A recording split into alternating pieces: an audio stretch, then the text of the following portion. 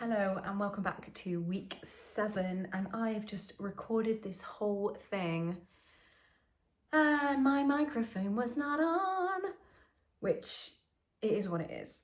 I'm dedicated to the cause. I have to redo it, but it feels weird when you have to re-record something, especially with things like this. It's like open journal. I want it to be natural and free flow. Anyway, today I feel very subdued now because I have had my first ever therapy session with my mum, which is huge. I mean, we've never had a therapy session before together, and we've had a really, really challenging relationship.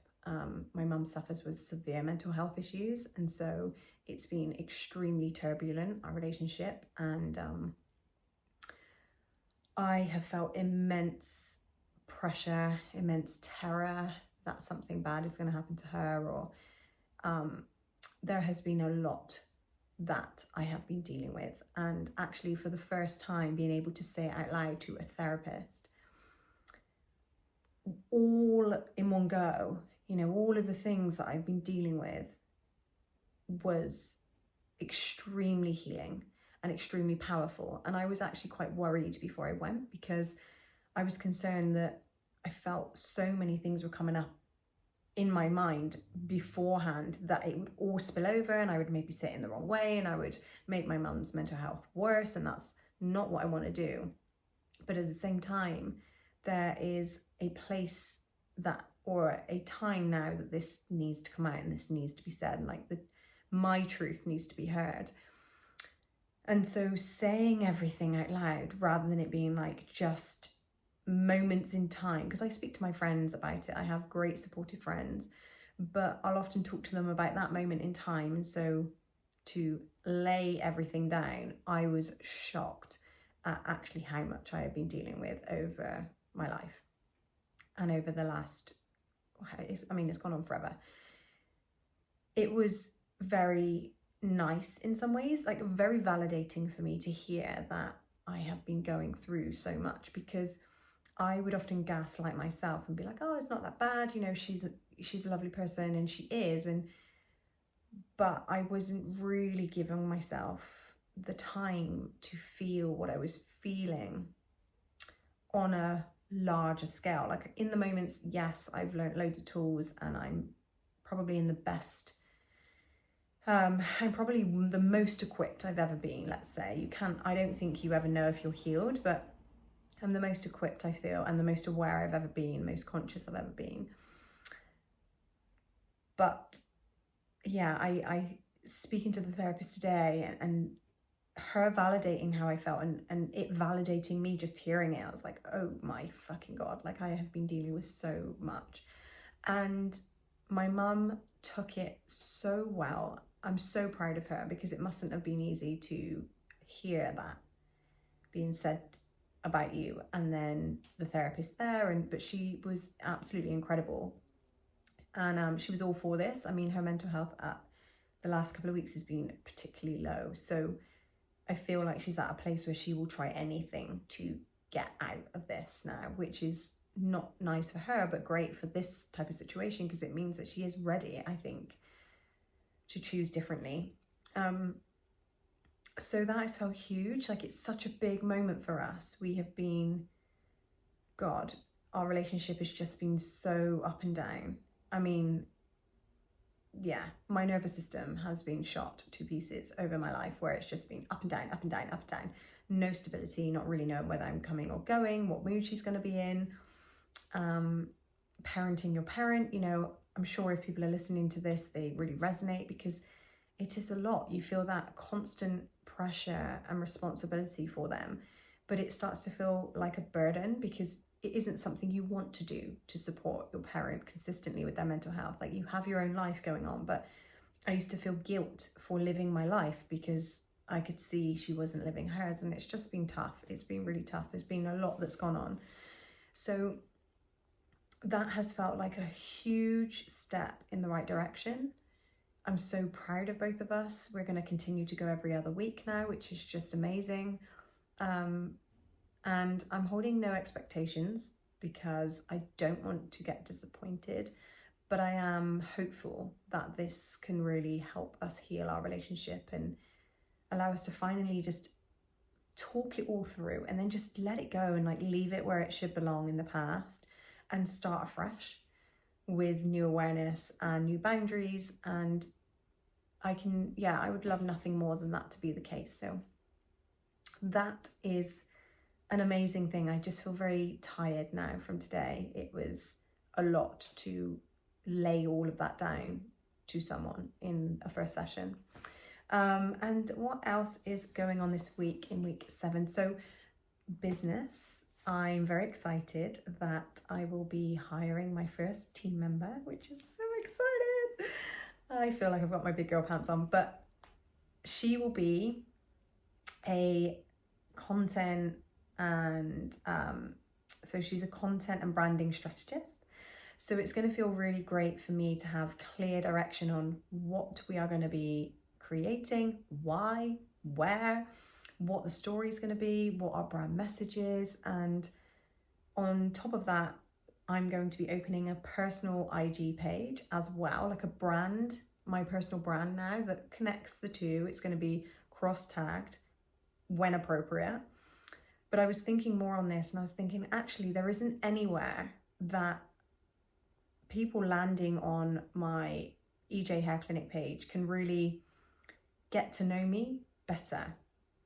And I have 2 types of clients on that page. I have men who want a solution for their hair loss, whether that's density, hairlines, scars, alopecia.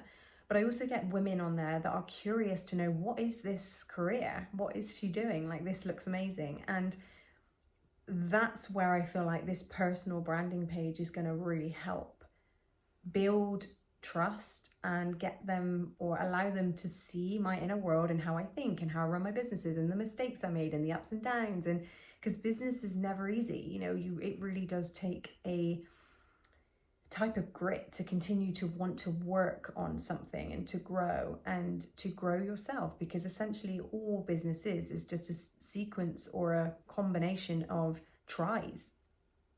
You do something, it works or it doesn't, and then you do something else, or you do it again and it works or it doesn't, and you do a thing maybe for 6 months and then you realize there's a better way, and it's just bits micro improving.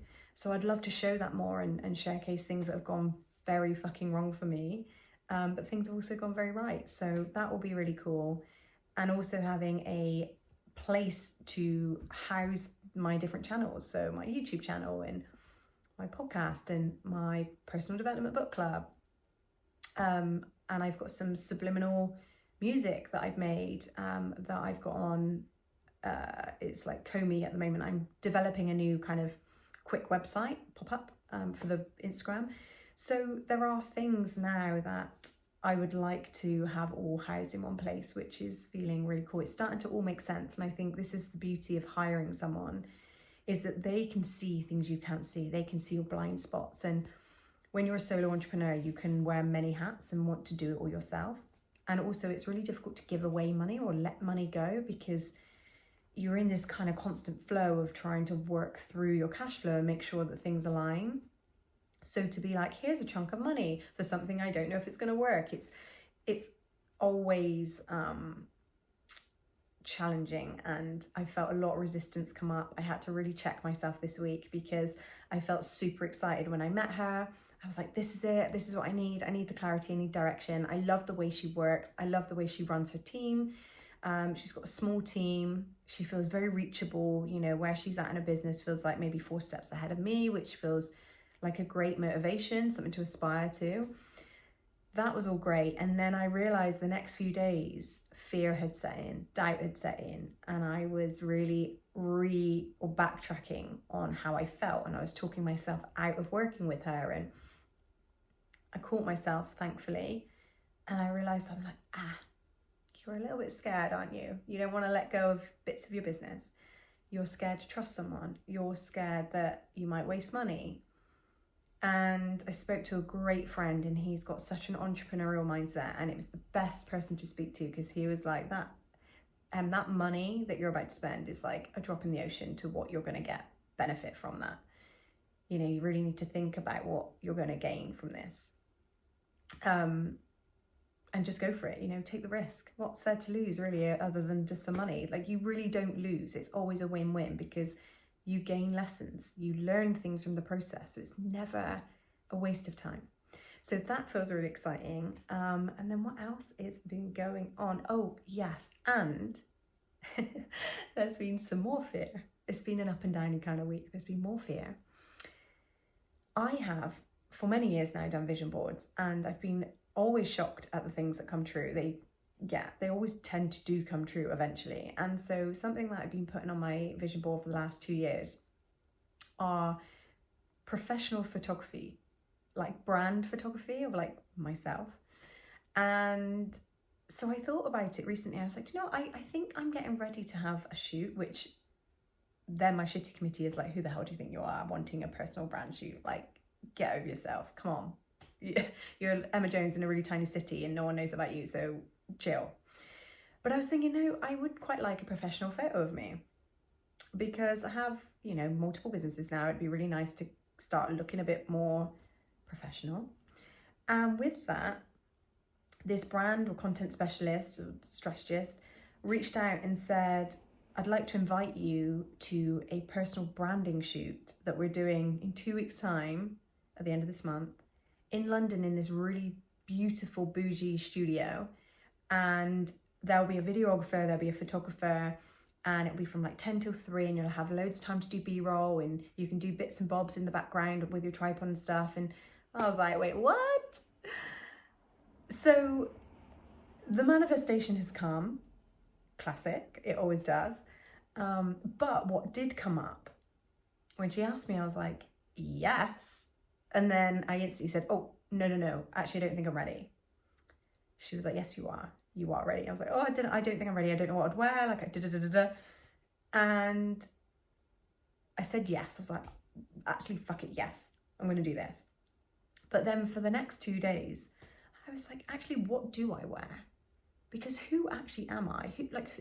Who am I now? I've grown into a person that is so many things. Like, I'm a mother, I'm a business owner, I'm a public speaker now, I host a book club, I'm an artist, I'm a nudist, right? Like, there's so many things that I am. And so how do I portray that in, one, an outfit, and two, like, imagery? It was just such an interesting thing for me to think about, because I was like, I'm so many different things now. I don't want to be one thing. And so how do I portray that in imagery? And what I was thinking is, now we're going to be starting to do storytelling. We're reading a great book in the book club at the moment called Lead with Story, which for any business owner, especially solo entrepreneurs, I highly recommend it. It is fantastic. And I'll put the link to my book club. If you want to join the book club, you can, and you can listen to the chapters that I post. For every chapter, I do a little like podcast to it, or you could just read it along with us. But with the storytelling we're going to be doing with the brand strategist, content strategist, I thought, what a great story to actually do, like the honest story of, rather than just showcasing all of these cool branding photos and the behind the scenes and like very Pinterest worthy, I'm actually going to say the real feelings and thoughts behind this process, because I'm sure many people feel the same. You know, when you get to a point where you feel like you need to have brand photography and you're like, but who am I? Because I was looking at inspiration, and you have the aesthetically pleasing, and then you have like the sexy, and yeah, I was just thinking, where do I sit in that? How do I be? What do I wear? You know, it's an interesting concept. So I'm going to do some form of story around that and do some content around that as I go up to London and take my trip. I'm going to be honest about the thoughts and the feelings I have around this, and not try and show up like, oh, I had this figured out all along. Because I can do that. You know, I have a tendency, or have had a tendency, to want things polished and to look like I'm more successful than I am, or that I've made it, or that I'm like in the future version shoes of myself, rather than just being real and being like, your girl is nervous to have a photo shoot done for herself. Like, she's feeling imposter syndrome. She's feeling like, who the fuck is she with all of these feathers in her hat? Is that it? Or the bows in her sling? Whatever. That's that's the truth, right? And I love the truth. So I hope within my storytelling now, with this branding and the unfolding and like the, what's the word, like building of this, I hope that I can really lean in and sit in the authentic truth, because there's layers to truth. I find, you know, there's a certain layer that only goes so deep, and then there's like another layer that goes a little bit deeper, and then there's like the real truth, like how you were feeling on the day. And it just depends where you want to be. And I think for me, I would probably feel the most vulnerable, so probably would feel unsafe to start with, but I'd actually feel the most safe once it's done, because you don't regret the truth, and your story is your story. How you feel is how you feel. And I'm sure there's people that would resonate with that, rather than this really aesthetically pleasing, really like bougie set with no context of like how I got there and why I'm doing it. I think for me, I would personally prefer to have connection. So your girl is going to be doing a personal branding shoot at the end of this month, so I will keep you all tuned in and maybe I'll put some pictures once it's done. But I feel like 2026 is going to be a very good year. Things feel like there's like lots of buds that look like they're opening, which is beautiful. So yeah, let's see what 2026 has got in store. But as always, if you have just landed to this weird and wonderful journey, then thank you for listening. And if you've joined back, then welcome back. And I will see you all for week 8. See you later. Bye.